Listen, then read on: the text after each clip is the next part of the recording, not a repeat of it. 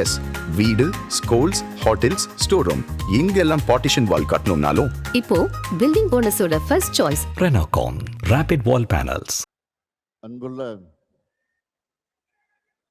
மதச்சார்பற்ற முற்போக்கு கூட்டணி கட்சிகளுடைய வேட்பாளர்களை ஆதரித்து நடைபெற்றுக் கொண்டிருக்கக்கூடிய இந்த மாபெரும் பொதுக்கூட்டத்திற்கு தலைமையேற்றிருக்கக்கூடிய இங்கே துவக்கத்தில் வரவேற்புரை நல்கியிருக்கக்கூடிய ஈரோடு தெற்கு மாவட்ட கழகத்தினுடைய செயலாளர் மாண்புமிகு அமைச்சர் முத்துசாமி அவர்களே, இந்த நிகழ்ச்சியில கலந்து கொண்டு சிறப்பித்துக் கொண்டிருக்கக்கூடிய இந்திய கம்யூனிஸ்ட் கட்சியினுடைய முன்னாள் மாநில செயலாளரும் அந்த இயக்கத்தினுடைய முன்னோடிகளில் ஒருவராக விளங்கி கொண்டிருக்கக்கூடிய என்னுடைய பெருமதிப்பிற்குரிய தோழர் முத்தரசன் அவர்களே, கழகத்தினுடைய துணை பொதுச் செயலாளர் திரு அந்தியூர் செல்வராஜ் அவர்களே, துணை பொதுச் செயலாளர் மாண்புமிகு அமைச்சர் மு.பி. சாமிநாதன் அவர்களே, ஈரோடு மாவட்ட கழகத்தினுடைய செயலாளர்கள் தோப்பு வெங்கடாசலம் அவர்களே, நல்ல சிவம் அவர்களே, கரூர் மாவட்ட கழகத்துடைய செயலாளர் இந்த மண்டலத்தினுடைய பொறுப்பாளர் அருமை சகோதரர் செந்தில் பாலாஜி அவர்களே, நாடாளுமன்ற உறுப்பினர் பிரகாஷ் அவர்களே, புதிய திராவிட கழகத்தினுடைய தலைவர் அருமை நண்பர் ராஜ்குமார் அவர்களே, வருகை தந்திருக்கக்கூடிய நம்முடைய தோழமை கட்சிகளை சார்ந்த தலைவர்களே, மாவட்ட கழகத்தினுடைய செயலாளர்களே, மாவட்ட பொறுப்பாளர்களே, தலைமை கழகத்தினுடைய நிர்வாகிகளை, ஈரோடு மாவட்ட கழகத்தினுடைய நிர்வாகிகளை, பத்திரிகை மற்றும் ஊடகத்துறை சார்ந்த நண்பர்களை, வணக்கத்திற்குரிய வாக்காளர் பெருமக்களை, பெரியோர்களை, தாய்மார்களை, என் உயிரோடு கலந்திருக்கக்கூடிய தலைவர் கலைஞர் அவர்களின் உயிரினும் உயிரான அன்பு உடன்பிறப்புகளை, உங்கள் அனைவருக்கும் என்னுடைய அன்பான வணக்கம். பகுத்தறிவு பகலவன் தந்தை பெரியார் பிறந்த மண்ணில் நின்று தமிழ்நாட்டுக்கு புதிய விடுதலை தந்திருக்கக்கூடிய திராவிட முன்னேற்ற கழகத்தின் தலைமையிலான மதச்சார்பற்ற முற்போக்கு கூட்டணிக்கு ஆதரவு கேட்டு நான் இங்கு வந்திருக்கிறேன். இது பெரியார் பிறந்த ஊர் மட்டுமல்ல, பேரறிஞர் அண்ணாவும் முத்தமிழறிஞர் கலைஞரும் வாழ்ந்து வளர்ந்த ஊர் இந்த ஈரோடு. பெரியார் இல்லை என்றால் அண்ணா இல்லை, அண்ணா இல்லை என்றால் கலைஞர் இல்லை, கலைஞர் இல்லை என்றால் நாமெல்லாம் இல்லை. அந்த வகையில அனைத்துக்கும் தொடக்கமாக விளங்கி கொண்டிருக்கக்கூடிய இந்த திராவிட பேரூர் தான் இந்த ஈரோடு. திராவிட பேரூர்ல நின்று நான் கேட்கிறேன், மீண்டும் திராவிட மாடல் ஆட்சிக்கு தயாரா? இன்னும் சத்தமா? மகிழ்ச்சி. அதுக்காக தான் இந்த மாவட்டத்து வேட்பாளர்கள் இங்கே உங்கள் முன்னாடி இங்கே நின்று கொண்டிருக்கிறார்கள். ஈரோடு மேற்கு சட்டமன்ற தொகுதியில நம்முடைய வெற்றி வேட்பாளர், மாவட்ட கழகத்தினுடைய செயலாளர், மாண்புமிகு அமைச்சர், நம்முடைய அன்பு சகோதரர் சு முத்துசாமி நிற்கிறார். மிக நீண்ட அரசியல் அனுபவம் கொண்டவர். அமைதியாக பேசி எதையும் சாதிக்கக்கூடியவர். அதே போலவே என்னிடம் பேசி இந்த ஈரோடு மாவட்டத்திற்கு பல்வேறு திட்டங்களை பெற்று செயல்படுத்தி காட்டியவர். எனவே அவருக்கு நீங்களெல்லாம் உதயசூரியன் சின்னத்தில் ஈரோடு மேற்கு தொகுதி மக்கள் உங்களுடைய பொன்னான வாக்குகளை வழங்க வேண்டும் என்று நான் அன்போடு கேட்டுக்கொள்கிறேன். அடுத்து பவானிசாகர் சட்டமன்ற தொகுதியில் நமது வெற்றி வேட்பாளர் இந்திய கம்யூனிஸ்ட் கட்சியை சார்ந்த PL சுந்தரம் அவர்கள் முன்பே சட்டப்பேரவையில் பணியாற்றி அனுபவம் கொண்டவர். பவானிசாகர் தொகுதி மக்களுக்கு நன்கு அறிமுகமானவர். திரு PL சுந்தரம் அவர்களுக்கு நீங்கள் எல்லாம் கதிர் அருவாள் சின்னத்தில் உங்களுடைய பொன்னான வாக்குகளை அளிக்க வேண்டும் என்று நான் அன்போடு கேட்டுக்கொள்கிறேன். அடுத்து மொடக்குறிச்சி சட்டமன்ற தொகுதி நமது வெல்லும் வேட்பாளர் மறுமலர்ச்சி திராவிட முன்னேற்ற கழகத்தை சார்ந்த செந்தில்நாதன் அவர்கள். பொறியியல் பட்டதாரியான இவர் மக்கள் பணிகளை செய்ய களம் காண்கிறார். கூட்டணி கட்சி வேட்பாளராக இருந்தாலும் நம்முடைய வெற்றி சின்னத்தில் இருக்கும் அவருக்கு கழகத்தின் சார்பில் இருக்கக்கூடிய நண்பர்கள் கடுமையா களப்பணி ஆற்றணும். திரு செந்தில்நாதன் அவர்களுக்கு முடக்குறிச்சி மக்கள் உதயசூரியன் சின்னத்தில் உங்களுடைய பொன்னான வாக்குகள் அளிக்க வேண்டும் என்று நான் கேட்டுக்கொள்கிறேன். அடுத்து பெருந்துறை சட்டமன்ற தொகுதி நமது வெல்லும் வேட்பாளர் மாவட்ட பொறுப்பாளர் தோப்பு வெங்கடாசலம் அவர்கள். இவரது பெயரையே பெருந்துறை வெங்கடாசலம் என்று சொல்லும் அளவுக்கு தொகுதி மக்களோட 2.5 கலந்தவர் அவர். பெருந்துறை தொகுதி மக்கள் தோப்பு வெங்கடாசலம் அவர்களுக்கு உதயசூரியன் சின்னத்தில் உங்களுடைய வாக்குகளை அளித்து வெற்றி பெற வைக்க வேண்டும் என்று நான் கேட்டுக்கொள்கிறேன். அடுத்து அந்தியூர் சட்டமன்ற தொகுதி நமது வெல்லும் வேட்பாளர் M சிவபாலன் அவர்கள். ஒன்றிய கழக செயலாளராக சிறப்பாக செயல்படக்கூடிய ஒரு நல்ல இளைஞர். அந்தியூர் தொகுதி மக்களுக்காக பணியாற்ற உங்களிடம் இருக்கிறார். சிவபாலன் அவர்களுக்கு நீங்கள் எல்லாம் உதயசூரியன் சின்னத்தில் உங்களுடைய பொன்னான வாக்குகளை அளித்து வெற்றி பெற வைக்க வேண்டும் என்று அன்போடு கேட்டுக்கொள்கிறேன். அடுத்து கோபிச்செட்டிப்பாளையம் சட்டமன்ற தொகுதி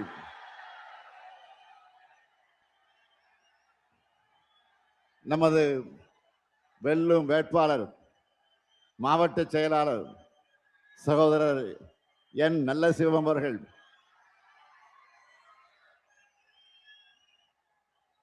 நான் இளைஞரணியின் செயலாளராக பொறுப்பேற்று பணியாற்றிய நேரத்தில் இளைஞரணியிலிருந்து கழக பணியை தொடங்கி இன்றைக்கு மாவட்ட செயலாளராக அவர் உயர்ந்திருக்கிறார். தொகுதி மக்களுக்கு நன்றாக பணி செய்ய நல்ல நிற்கிறார். அவருக்கு கோபிச்செட்டிப்பாளையத்தினுடைய மக்கள் உதயசூரியன் சின்னத்தில் ஆதரித்து அவரை பெருவாரியான வாக்கு வித்தியாசத்தில் வெற்றி பெற வைக்க வேண்டும். அடுத்து பவானி சட்டமன்ற தொகுதி நமது வெல்லும் வேட்பாளராக KA சந்திரசேகர் அவர்கள். ஒன்றிய செயலாளராக இருந்து கழகத்தை வளர்ப்பவர். இப்போது பவானி தொகுதியை வளர்க்க உங்கள் ஆதரவை கோரி நிற்கிறார். அவரையும் நீங்கள் உதயசூரியன் சின்னத்தில் ஆதரித்து வெற்றி பெற வைக்க வேண்டும் என்று நான் அன்போடு கேட்டுக்கொள்கிறேன். அடுத்து ஈரோடு கிழக்கு சட்டமன்ற தொகுதி மூத்த தலைவர் மறைந்த அண்ணன் EVKS இளங்கோவன் அவர்களும் அவருடைய அன்பு மகன் தமிழ் மகன் ஈவேராவும் நின்று வென்ற தொகுதி. விரைவில் நம்முடைய அருமை சகோதரர் ராகுல் காந்தி அவர்கள் வேட்பாளர் பெயரை அறிவிக்க இருக்கிறார். காங்கிரஸ் கட்சியை சார்ந்த அந்த வேட்பாளருக்கு கை சின்னத்தில் உங்களின் பொன்னான வாக்குகளை அளிக்க வேண்டும் என்று நான் அன்போடு கேட்டுக்கொள்கிறேன். சாமிநாதன் நிற்கிறாரா? இருக்க முடியும் காங்கேயம். அதே போல நம்முடைய அமைச்சராக இருக்கக்கூடிய சாமிநாதன் அவர்கள் காங்கேயம் தொகுதியில உதயசூரியன் சின்னத்தில் இருக்கிறார். அவருக்கு நீங்கள் ஆதரவு தர வேண்டும் என்று நான் கேட்டுக் கொடுக்கிறேன். இந்த மாவட்டத்தில் இருக்கக்கூடிய 9 வேட்பாளர்கள் அவர்கள் நீங்கள் சட்டமன்றத்திற்கு அனுப்ப தயாராகி விட்டீர்களா? சத்தமா? நன்றி. உங்களால் உருவாக்கப்பட்ட முத்துவேல் கருணாநிதி ஸ்டாலின் அன்போடும் உரிமையோடும் உங்களிடத்தில் கேட்டுக்கொள்கிறேன். வெற்றி உறுதியா? வெற்றி உறுதியா? இன்னும் சத்தமா?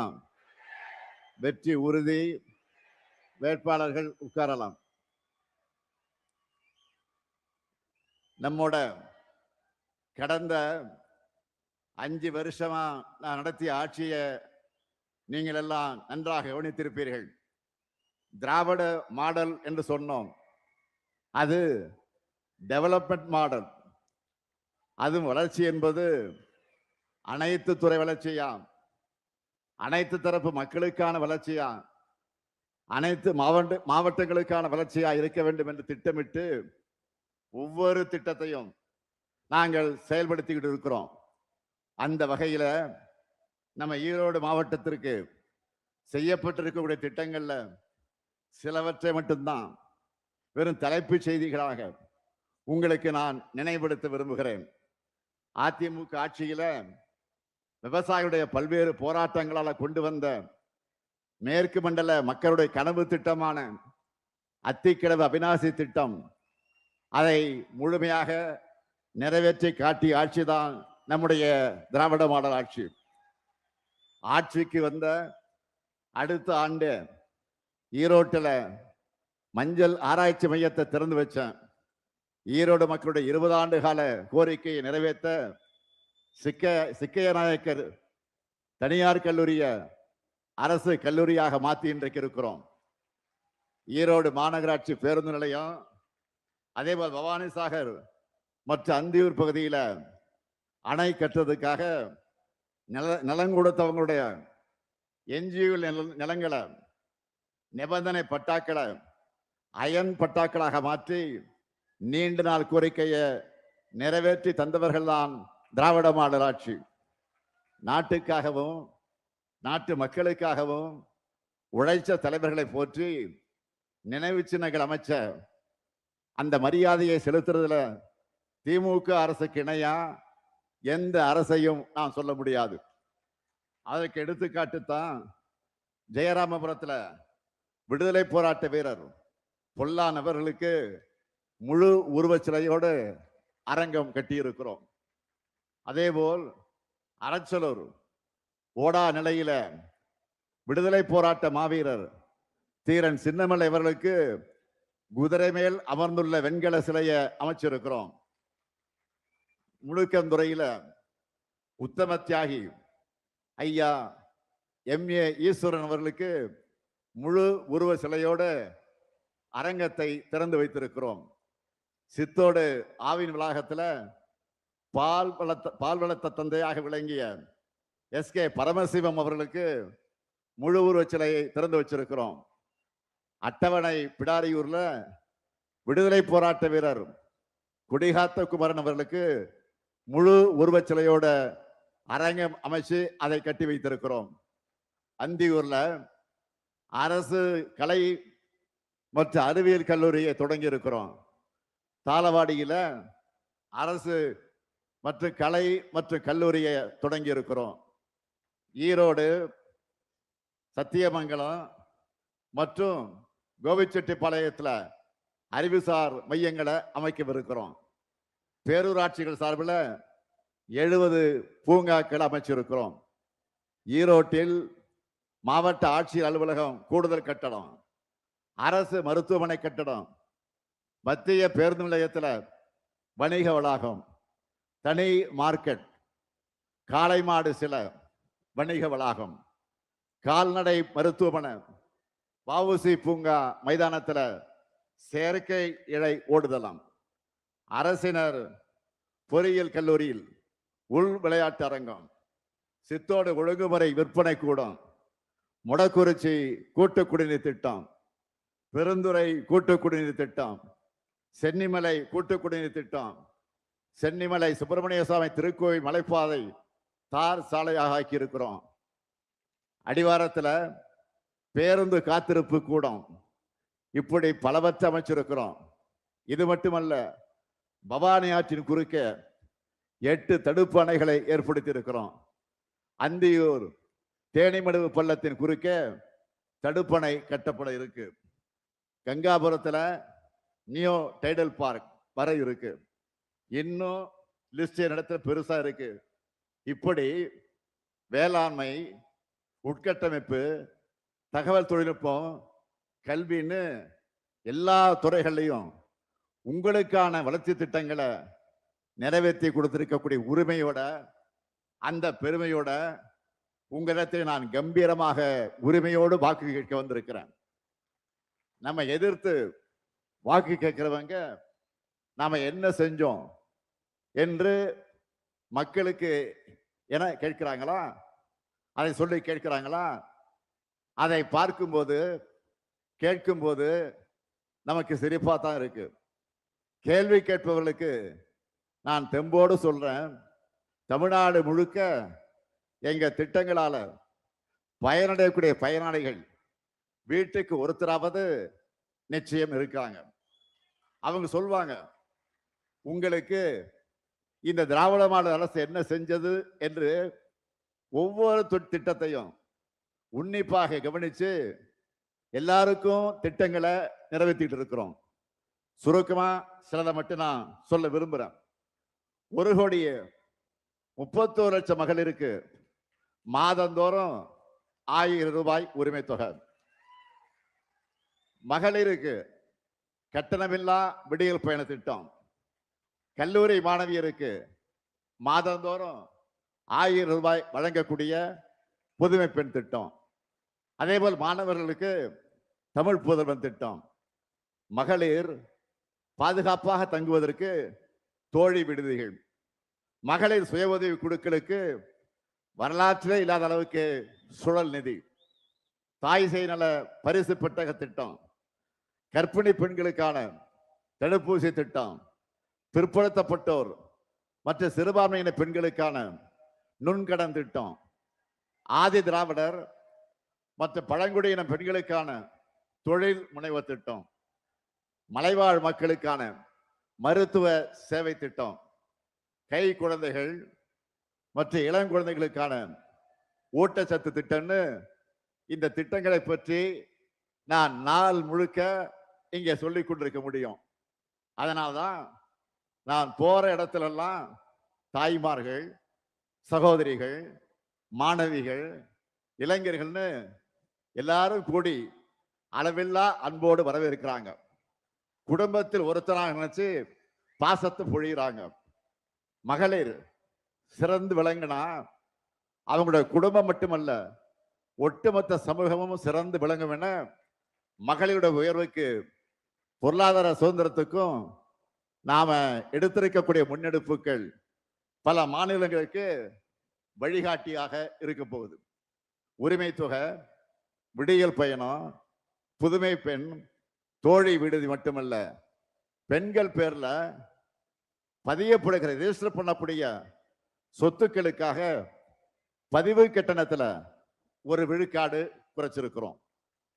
அதே போல் நகர்ப்புற வாழ்விட மேம்பாட்டு வாரியத்தோட சார்பில் புதுசா வீடுகளை ஒதுக்கும் போது அந்த குடும்பத்தோட பெண்கள் பேர்ல தான் வீடுகளை ஒதுக்கீடு இன்றைக்கு செய்து கொண்டிருக்கிறோம். அதே போல் குழந்தை திருமணம், குழந்தை பாலியல் வன்கொடுமை, குடும்ப வன்முறை உள்ளிட்ட பிரச்சனைகளுக்கு தீர்வு காண பாலின வள மையங்களை உருவாக்கி இருக்கிறோம். சிறுமிகள் மீதான பாலியல் வன்கொடுமை குற்றங்கள்ல ஈடுபடக்கூடியவங்களுக்கு மரண தண்டனை விதிக்கக்கூடிய அளவுக்கு சட்டத்தை கொண்டு வந்திருக்கிறோம். டிஜிட்டல் குற்றங்களுக்கும் கடுமையான தண்டனைகள் கொடுக்கிற சட்டங்கள் நிறைவேற்றி இருக்கிறோம். ஒரு குற்றம் நடந்தா எவ்வளவு துரிதமாக நடவடிக்கை எடுத்து குற்றவாளியை தண்டிக்கிறோம் என்பதனால காரணத்தினால்தான் ஒரு அரசுடைய செயல்பாடு மதிக்கப்படும். அப்படி பார்த்தா 86 விழுக்காட்டுக்கு மேலான வழக்குகள்ல 60 நாட்களுக்குள்ள குற்றப்பத்திரிகை தாக்கல் செய்யப்பட்டது இந்த திராவிட மாடல் ஆட்சியிலே தான். இந்தியாவிலேயே பெண்கள் அதிகமாக வேலைக்கு போகிறது நம்முடைய தமிழ்நாட்டில் தான். இந்த சட்டம் ஒழுங்கா சரியாக இருக்கு, பெண்கள் பாதுகாப்பாக இருக்கிறாங்க, அதனால தைரியமாக வேலைக்கு போகிறாங்க. ஏராளமான தொழிற்சாலைகளும் தமிழ்நாட்டை நோக்கி வந்து கொண்டிருக்கிறாங்க. தமிழ்நாட்டுடைய இந்த வளர்ச்சி பாஜகவோட கிளை செயலாளராக இருக்கக்கூடிய பழனிசாமி அவர்களுக்கு எரிச்சல் தருது, வயிறு எரியுது. அவருடைய என்ன ஓட்டம் என்ன தெரியுமா? என்னடா கால்கள்லாம் தவழ்ந்து போய் கால்களெல்லாம் வாரி விட்டு ஆட்சிக்கு வந்தோம், இந்த திமுகவும் ஸ்டாலினும் ஒரு தேர்தலில் கூட ஜெயிக்க விட மாட்டேங்கிறாங்க என்ற பொறாமையில அந்த பொய்யையும் பொருளையும் பரப்புகிறார். பெண்கள் பாதுகாப்பை பற்றி பேசுவதற்கு பழனிசாமிக்கு அருகதை இருக்கா? திமுகவோட பொல்லாத ஆட்சிக்கு இன்றைக்கு எத்தனையோ உதாரணங்கள் இன்றைக்கு சொல்லிக்கிட்டு இருக்கிறாங்க. ஆனால் அதிமுக பொல்லாத ஆட்சிக்கு பொள்ளாட்சியே சாட்சின்னு ஒட்டுமொத்த தமிழ்நாடும் சொல்லிச்ச. அண்ணா அடிக்காதீங்க அண்ணா, வலிக்குதுன்னு அப்பாவி பெண்கள் கண்ணீரோட கதறினாங்களே, இப்பவும் நம்முடைய காதுகளில் அது ஒலிச்சுக்கிட்டு இருக்கு. அந்த கதறல் கூட பழனிசாமியோட மனசாட்சியை உழுக்கலையா? பொள்ளாச்சி வழக்கில் எப்படிப்பட்ட நாடகங்களை எல்லாம் நடத்தினார் பழனிசாமி. முதல்ல வழக்கு போடாமல் இழுத்தடிச்சார், பிறகு சம்பந்தப்பட்ட குற்றவாளிகளை தப்பிக்க விட்டார், பாதிக்கப்பட்ட பெண்களுடைய பெயர்களை பொதுவெளியிலே சொல்லி மிரட்டல் விடுத்தாங்க. ஆனா அந்த வழக்கையும் முறையாக நடத்தி குற்றவாளிகளுக்கு ஆயுள் தண்டனை வாங்கி தந்து 85 லட்சம் ரூபாய் இழப்பீட்டையும் இன்றைக்கு வாங்கி தந்த ஆட்சிதான் திராவிட மாடல் ஆட்சி. பொள்ளாச்சி வழக்கு மட்டுமா? ஒரு பெண் எஸ்பிக்கு பாலியல் தொல்லை யார் கொடுத்தார்? டிஜிபிஏ கொடுத்திருக்கிறார். அதை பாதுகாத்தது யார்? இப்ப எதிர்க்கட்சி தலைவராக அன்றைக்கு முதலமைச்சராக இருந்த பழனிசாமி தானே. அந்த பெண் எஸ்பியை வழிமறிச்சு ஒரு டிஜிபியே மிரட்டினது பழனிசாமி ஆட்சியில தானே. இந்த வழக்கில் கூட தண்டனை வாங்கி கொடுத்தது நம்ம ஆட்சியில தான். இதெல்லாம் மட்டுமல்ல, பெண்களுக்கு எதிரான குற்றங்களும் அதிமுக ஆட்சிகளுக்கும் பெரிய ஹிஸ்டரியே இருக்கு. தருமபுரியில பேருந்துல 3 மாணவிகள் எரிக்கப்பட்டாங்களே, பெண் ஐஏஎஸ் மீது ஆசிட் பீச்ன்னு பெண்களுக்கு எதிராக அதிமுக செஞ்சிருக்கக்கூடிய படுபாதகங்களை பெரிய லிஸ்டே போடலாம். ஆனா பெண்களுக்கு எதிரான குற்றங்களுக்கு மரண தண்டனை கொடுக்கும் அளவுக்கு சட்டங்களை நிறைவேற்றி இருக்கக்கூடிய நம்முடைய ஆட்சிதான் திராவிட மாடல் அரசு. பெண்களுடைய பாதுகாப்பு கேள்விக்குறியானது பழனிசாமி ஆட்சியில. பெண்களை பாதுகாத்து கல்லூரிகளுக்கும் வேலைகளுக்கும் அனுப்பி வச்சு தலைநிமிர வச்சு உற்றத்தோடா இருக்கிறது திராவிட மாடல் ஆட்சி தான். இந்த உண்மைகளை எல்லாம் பொய் செய்திகளையும் அவதூறுகளையும் பரப்பி மறைக்கலாம், திசை திருப்பலாம் என்று கருதி பாஜகவோட என்டி ஆட்சியை கொண்டு வந்து தமிழ்நாட்டை கபலீகரம் செஞ்சிடலான்னு கற்பனை கோட்டையில இன்றைக்கு அவர் உலா வந்து கொண்டிருக்கிறார். தன்னுடைய அரசோட சாதனைகளை சொல்ல பழனிசாமி கிட்ட எதுவும் இல்லை. தமிழ்நாட்டுக்கு எலெக்ஷன் டூர் வர வந்து கொண்டிருக்கக்கூடிய பிரதமர்கிட்டையும் எதுவும் கிடையாது.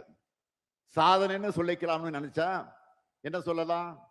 மதுரை எய்ம்ஸ் செங்கல் செங்கலா கட்டிக்கிட்டு இருக்கிறாங்க, அதுதான் சாதனை. அவங்க கிட்ட சாதனை லிஸ்டே இல்லை. ஆனா நம்ம கிட்ட துரோக லிஸ்ட் இருக்கு, அவங்களுடைய துரோக லிஸ்ட் இருக்கு. சொல்லட்டுமா?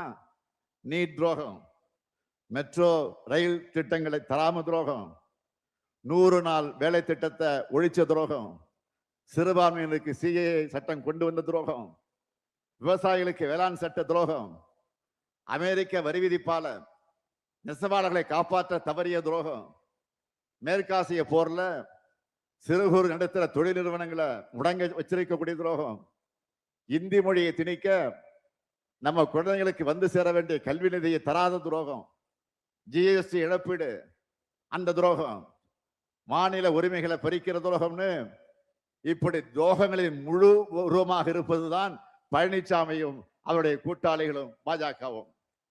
குற்றங்களுக்கு மேல் குற்றங்கள் செஞ்சுட்டு தமிழ்நாட்டு மக்கள் முன்னாடி குற்றவாளி கூண்டில் வந்து நின்றுகிட்டு இருப்பது யார்? என்டிஏ கூட்டாளிகள். மதச்சார்பற்ற முற்போக்கு கூட்டணி அமைச்சோம். இங்க அண்ணன் முத்தரசன் வந்திருக்கிறாரு. கொள்கை மாறாம இன்றைக்கு நாங்கள் பயணம் செஞ்சுக்கிட்டு இருக்கிறோம். எப்படிப்பட்ட பயணம்? மாநில உரிமைகளை காக்க, தமிழை உயர்த்த, இனமான உணவை போற்ற, தமிழ்நாட்டின் தனித்துவத்தை காப்பதற்கு கொள்கைகளால நாங்கள் உண்டு சென்றிருக்கிறோம். ஆனா என்டிஏ கூட்டணி பாருங்க, 2016 அமித்ஷா என்ன சொன்னாரு? அதிமுக அமைச்சரவை தான் ஊழல்வாதிகள் நிறைஞ்ச அமைச்சரவைன்னு சொன்னார். ஆனா அந்த ஊழல் கூட்டம் மொத்தமும் இப்போ அதே அமித்ஷா கூட நிற்குது. சம்பந்திக்கு டெண்டர் கொடுத்த பழனிசாமி தொடங்கி அவர் கூட இருந்த ஒவ்வொரு அமைச்சரும் ஊழல் குற்றவாளிகள் என்பதற்கு உதாரணம் 1 2 குட்கா குற்றவாளி, உள்ளாட்சி டெண்டர் குற்றவாளி, இப்படி 1 டஜன் அதிமுக முன்னாள் அமைச்சர்களை சொல்லலாம். அவங்க மட்டுமல்ல, அவங்க கூட கூட்டணி வச்சிருக்கிறாங்களே பாருங்க நீங்க நல்லா. ஒருத்தர் தேர்தல் ஆணையத்துக்கு லஞ்சம் கொடுக்கிற வழக்குல சிக்கினவர், இன்னொருத்தர் மருத்துவக் கல்லூரிக்கு அனுமதி கொடுக்கிறதுல மாட்டினவர். உதிரிகளை பத்தி எல்லாம் நான் சொல்லணுமா? இப்படி குற்றவாளி கூண்டல இருக்க வேண்டியவங்க கூட்டணியா வந்து இன்றைக்கு தமிழ்நாட்டு மக்களை ஏமாத்த பார்க்கிறாங்க. ஆனா தமிழ்நாட்டு மக்கள் தான் அவங்களுக்கு ஏமாற்றத்தை தர போறாங்க.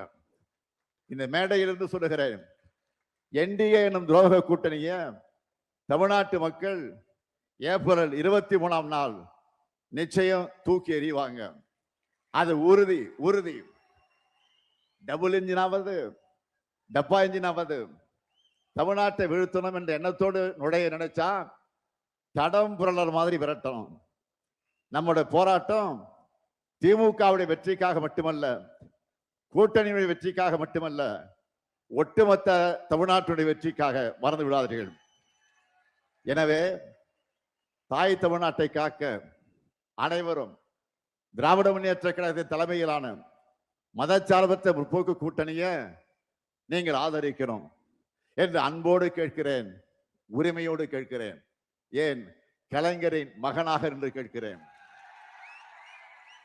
ஈரோடு மேற்கு சட்டமன்ற தொகுதியில நம்முடைய முத்துசாமி அவர்களுக்கு உதயசூரியன் சின்னத்திலும், அதே போல் பவானிசாகர் சட்டமன்ற தொகுதியில இந்திய கம்யூனிஸ்ட் கட்சியை சார்ந்த PL சுந்தரம் அவர்களுக்கு கதிர் அறுவாள் சின்னத்திலையும், முடக்குறிச்சி சட்டமன்ற தொகுதியில மதிமுகவை சார்ந்த செந்தில்நாதன் அவர்களுக்கு உதயசூரியன் சின்னத்திலையும், பெருந்துறை சட்டமன்ற தொகுதியில